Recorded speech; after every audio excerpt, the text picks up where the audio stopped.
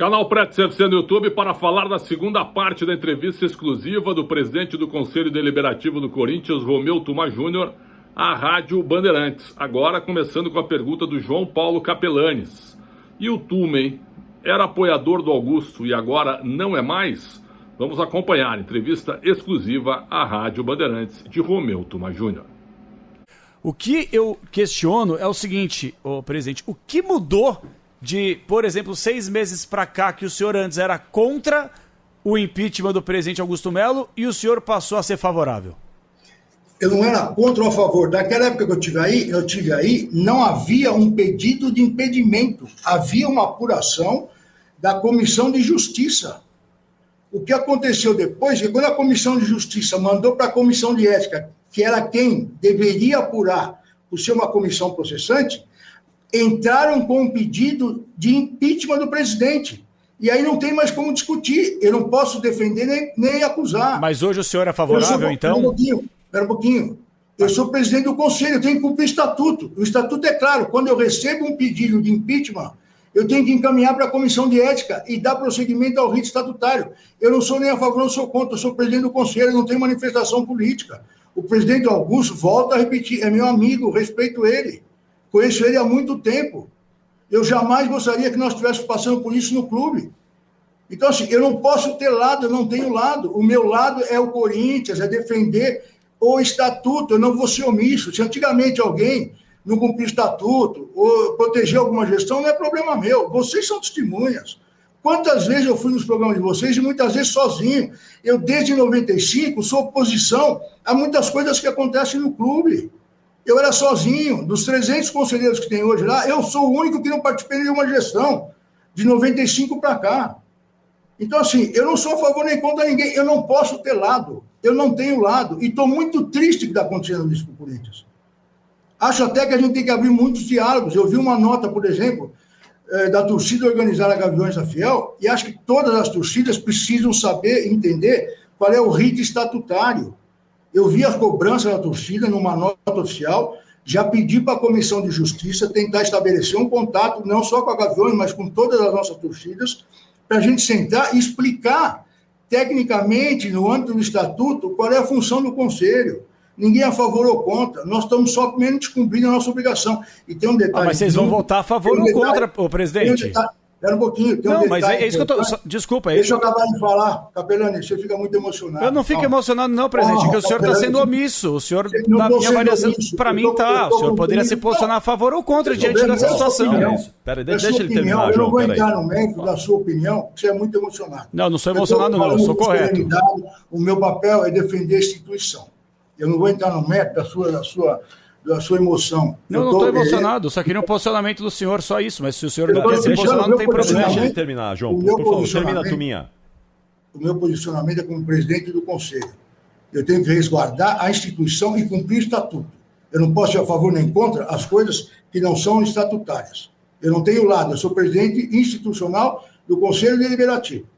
Então, assim, eu até me perdi do que eu ia te responder. Então, assim, você tem que dar espaço para as pessoas responderem. Não adianta você questionar e não esperar a resposta. O senhor está respondendo, presidente? Eu não estou respondendo. Tá bom. Pode terminar, Tuminha. Pode falar o que você vamos para a próxima. Pedro Ramiro, vamos lá, Ramiro. Eu confesso que não fiquei convencido do motivo desse processo não ter sido avaliado só depois do fim do inquérito, até para os senhores terem mais embasamento no que vai ser avaliado no Conselho Deliberativo. Por que não esperar o fim do processo na Polícia Civil? E se o senhor acha também que errou o timing? Porque a primeira avaliação desse processo aconteceu em 2 de dezembro, com a bola rolando, futebol acontecendo. Isso prejudica o Corinthians dentro de campo, doutor. Boa noite. Boa noite. Vou repetir para você. Não tem como fugir do estatuto. Não é o presidente do Conselho que coloca o time quando vai ser avaliado ou quando não vai ser avaliado. É o rito do estatuto. Para isso que nós estamos fazendo uma reforma estatutária. Isso já aconteceu outras vezes. Aliás, eu quero lembrar para vocês que quando a Comissão de Ética me entregou o parecer e que poderia ser votado uma semana depois, eu fiz uma nota para toda a imprensa dizendo que a gente iria mexer nisso naquele momento. O clube estava na zona de rebaixamento. Se tivesse colocado aquilo, se eu fosse alguém contra o presidente, como alguns me acusam, se eu fosse alguém que tinha lado, que fosse favorável ao impeachment, como o Capelani se esforça em colocar, eu teria voltado para votar ali. Mas eu acho que assim, nenhum presidente pode ser destituído do cargo, porque o futebol não vai bem. Isso seria uma injustiça. O presidente não chuta, não joga. Então, assim, é o rito estatutário que prevê esses prazos, não sou eu. É o rito estatutário. E depois lembro também que a reunião era dia 28, quando a gente já tinha escapado da zona de rebaixamento, e aí a própria Polícia Militar pediu para adiar, nós jogamos para o dia 2, e a torcida pediu para deixar para o fim do campeonato, nós deixamos, o presidente falou que ia viajar, nós deixamos. Então, assim, a gente não pode postergar, porque se nós temos uma nova legislação, talvez vocês não conheçam, e a maioria das pessoas não conhece, que é a Lei Geral do Esporte, que hoje ela prevê punição para aqueles que sabem de algum tipo de irregularidade, talvez seja isso, porque as pessoas representaram, e não tomem providência. Quem pertence a órgão de fiscalização e tem dever de fazer cumprir os estatutos e regulamentos, e não tomam providência, respondem com seus próprios patrimônios. Então, assim, vocês falavam, 16 anos ninguém fez nada. Eu fiz. E hoje, se amanhã alguém falar, 10 anos atrás ninguém fez nada, não vai ter mais isso, porque a gente vai responder com o patrimônio pessoal. Isso está na Lei Geral do Esporte. Então é importante as pessoas entenderem isso. Os omissos serão punidos a partir de agora. Fala lá, Pretzel. Bom, primeiro que eu acho que aquela cena do senhor, dedo em riste de um lado, o Augusto Melo do outro, e 3 seguranças no meio, aquilo ali, assim, ó, aquilo ali mostra o que é o Corinthians hoje, que é uma verdadeira bagunça hoje. Infelizmente, para mim o Corinthians era para ser uma potência financeira, institucional. O Corinthians era assim, ó, o Flamengo, o Real Madrid, o Corinthians e o Manchester United na América do Sul, por tudo que eles representam. Ponto. Agora, se por acaso o Augusto Melo lhe entregar o relatório da auditoria Ernst Young, certo? Contra investigados das gestões anteriores. O senhor acha que isso ameniza a situação dele num processo de impeachment apresentado ao Conselho, ou o senhor acha que isso não tem nada a ver uma coisa com a outra?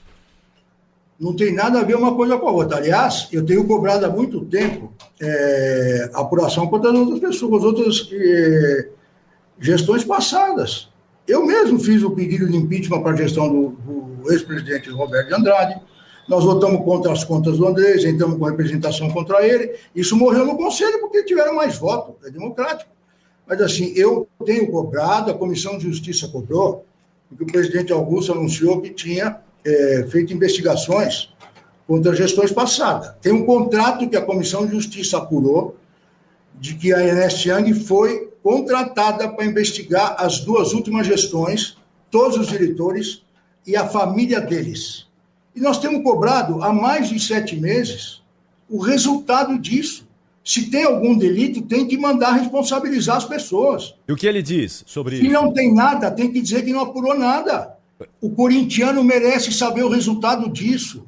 O Conselho exige conhecer esse resultado, até porque a gente é cobrado, e por vocês também, de que ninguém investigou as outras gestões. Ora, e o que ele responde sobre essa cobrança, Tominha? A empresa, deixa eu falar claramente, a empresa Ernst Young foi contratada por essa gestão para investigar 6 anos de gestões passadas, todos os diretores, todos os dirigentes e a família deles, o que eu acho errado, mas foi. A família eu não acho correto, mas foram investigados. E nós temos cobrado há muito tempo o resultado disso. E qual é a resposta dele, Tominha, para isso? Não respondem.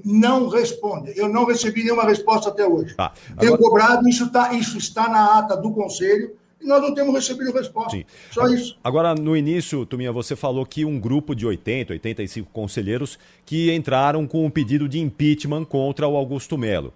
Esse grupo é o grupo ligado à Renovação e Transparência? Tem vários conselheiros, eu não vi exatamente quem são, mas são vários conselheiros. A maioria, eu creio que são conselheiros que já pertenceram ao grupo de Renovação e Transparência. Eu falei há pouco para você que eu sou o único que não pertencia a esse grupo. O próprio Augusto foi da Renovação e Transparência, ele foi diretor da base. Ele foi um representante deles na base. Então, assim, nos últimos 16 anos, quase todo mundo já passou pela Renovação e Transparência. O indivíduo está no conselho, cumprindo o papel de conselheiro, eu não posso ficar vendo o lado, quem assinou, quem não assinou, para mim não importa. Ele tem que estar embasado. Se ele não estiver embasado, o cara responde. Sem dúvida. Além da vergonha, porque foi algo vexatório que aconteceu na última segunda-feira, de briga, confusão, conselheiro sendo agredido, uma coisa absurda. Não tinha cédula para votar. Não tinha cédula para votar, quer dizer, mostra a administração. Exato. Por que o voto é secreto? Eu acho que, pensando em transparência e respeito ao torcedor corintiano, o voto deveria ser aberto para que todo mundo saiba quem é favorável ao impeachment e quem é contra. Vamos lá por parte. A questão de que vocês comentaram, eu vi isso e muita gente tem comentado, a desorganização e a questão das agressões, eu quero deixar claro que essa questão de responsabilização de quem entra e quem sai no clube não é do conselho. A responsabilidade sobre o espaço físico no clube é da diretoria. Então, assim, o conselho não pode fazer nada, não cabe a nós. O que cabe a nós é determinarmos quem pode e quem não pode entrar no plenário de votação. E assim mesmo, com todas as proibições que a gente faz, o plenário é desrespeitado, as pessoas invadem e não podemos fazer nada, porque infelizmente não temos segurança interna para isso. Isso é um problema da gestão do clube. Inclusive, nós temos promotor de justiça como diretor de relações institucionais, eu tenho pedido muito para que ele faça esse papel de acionar as autoridades e proibir que o clube seja acessado por pessoas que não são conselheiros nem funcionários, porque a segunda-feira o clube tem que estar fechado. Com relação à cédula, não faltou cédula. Errado essa colocação. Primeiro é o seguinte, a deliberação sobre a continuidade ou não da reunião, a decisão de que tipo de votação é feita é pelo regimento interno do Conselho Deliberativo, que faz parte do estatuto do clube. Não é da minha cabeça.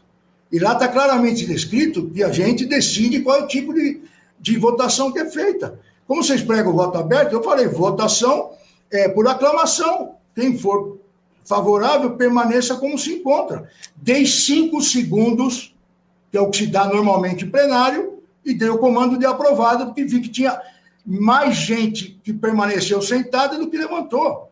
Quando surgiu aquele imbróglio, todo mundo reclamou, eu parei, suspendi a sessão, demos um tempo, aí o presidente Augusto, voltando ao que o prédio falou, se alterou, discutiu comigo, me xingou e tal, tá tudo certo, parou, é um momento emocional, respeito ele e tal, perdeu a cabeça, tá tudo bem, faz parte ali.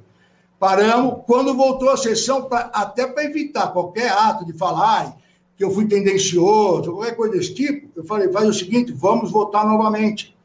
Como a votação do impedimento, propriamente dita, ela é secreta, não é porque eu quero, mas aí sim, por força do dispositivo estatutário, o estatuto que fala que a votação é secreta. Então, o que eu fiz? Para criar um critério, porque um queria de um jeito, outro queria do outro, eu falei, não.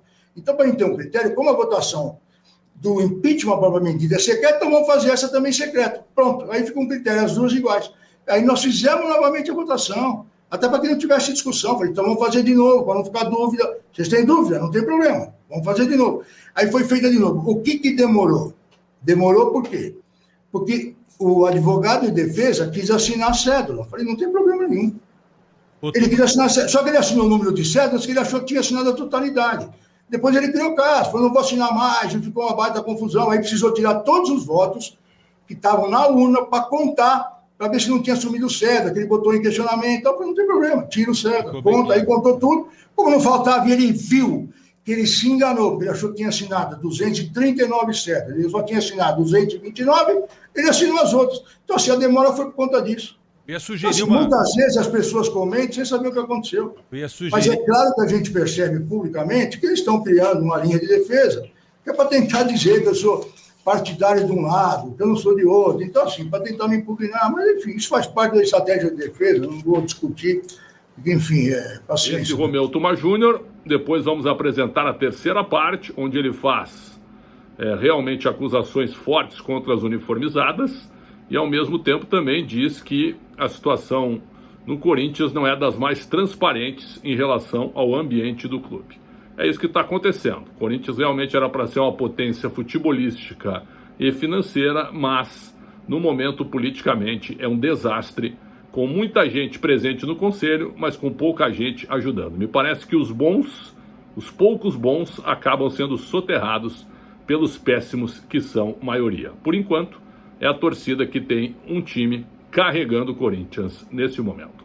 Canal Prédio CFC no YouTube, muito obrigado pelo carinho e pela audiência. Depois, a terceira parte da entrevista exclusiva de Romeu Tuma Júnior.